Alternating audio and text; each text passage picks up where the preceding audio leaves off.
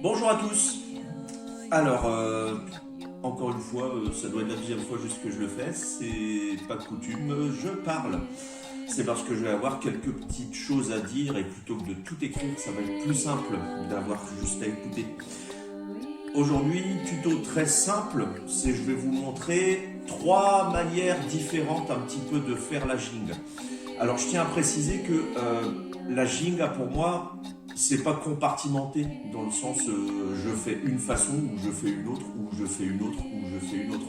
C'est en fait, il s'agit de s'inspirer d'un petit peu tout ça pour justement euh, la mettre dans sa movimentação, dans sa gestuelle, pour justement pouvoir passer de l'une à l'autre, se servir de un petit pas de l'une pour revenir sur l'autre, etc., etc.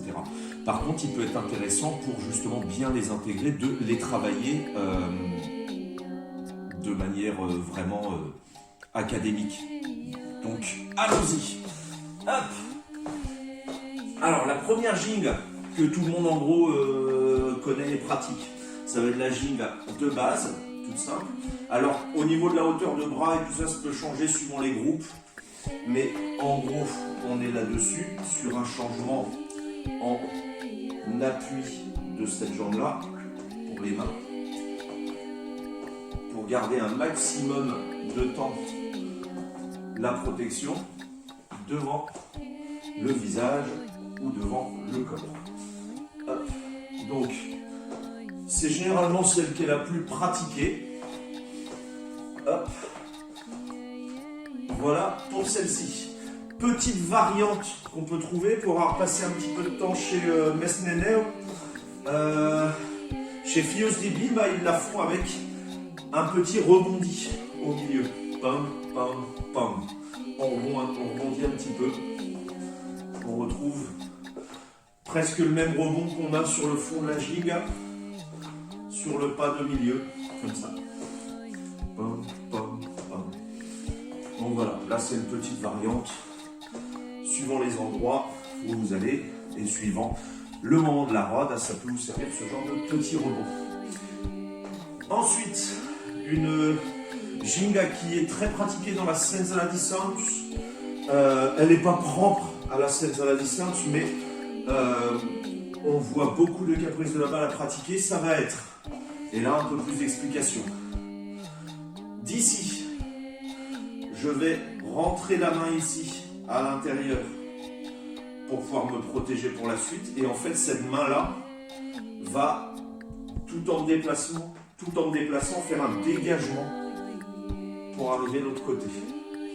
Et à chaque fois, de ce côté-là, je rentre la main et celle-là entame un dégagement. On imagine par exemple qu'il y a un coup de pied frontal, une chape, descend, on enlève. On enlève. À chaque fois, du coup, ça va nous inciter à balancer un peu plus les épaules. On va être moins figé sur l'avant. À chaque fois, on va rentrer un petit peu. Et on va juste passer de l'un à l'autre. Personnellement, mais ce n'est que mon avis, j'aime beaucoup celle-ci. Je la trouve jolie. Hop. Donc ça va être vraiment, on dégage. Hop.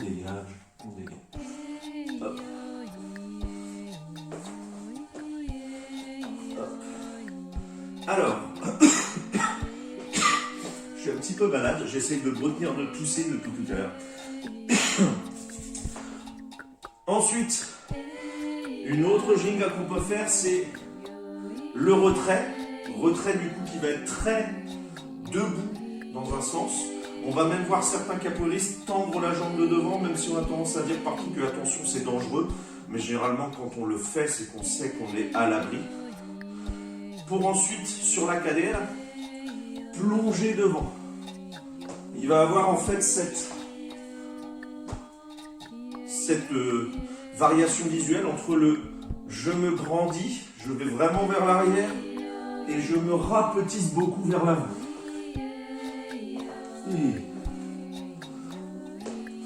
Au niveau des mains, on est très proche de la ginga que j'ai montrée juste avant.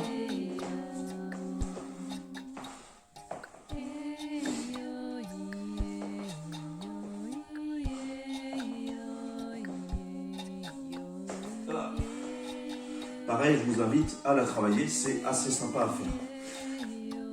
Le retrait, du coup, on sans doute sert aussi à pouvoir esquiver certaines attaques et prendre l'habitude de directement revenir à l'intérieur. Enfin, dernière petite que je vous donne. Alors, il y en a moult. J'utilise le mot moult d'ailleurs. Il y en a moult des façons de faire la jing avec ça. Et comme je disais, le but n'est pas de les compartimenter, mais plutôt de s'inspirer de plein de petites choses qu'on aime bien. Donc, une dernière, ça va être, moi je l'appelle petit pas, parce qu'on a plein de petits pas. Quand je vais m'appuyer sur le pied arrière, sur une base, ici je vais faire un petit pas. Juste un petit truc. Comme ce qui rejoint là, je vais faire un petit pas. Quand je vais là, un petit pas. Quand je vais derrière, un petit pas.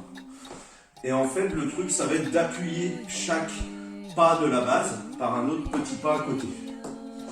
Bon, bon, bon, bon, etc., etc. Donc au niveau des mains, on est sur quelque chose de assez proche. Toujours pareil de la jing, comme je disais, un peu plus propre à la distance. Et du coup, dans tout ça, le truc va être de trouver votre rythmique corporelle pour que ça ne fasse pas robot et que ça fasse un peu plus détendu. On peut passer là, hein, l'un à l'autre, repartir derrière, etc.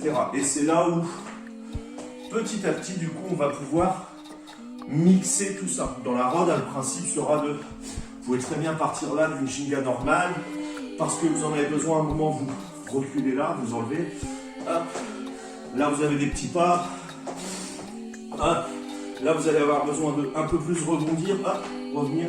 Et le principe en fait c'est de vous inspirer de tout ça.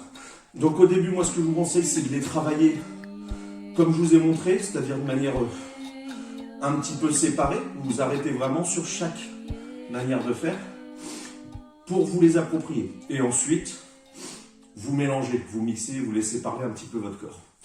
Voilà, j'espère que ça vous a plu. Et puis bah du coup, à bientôt. Ciao!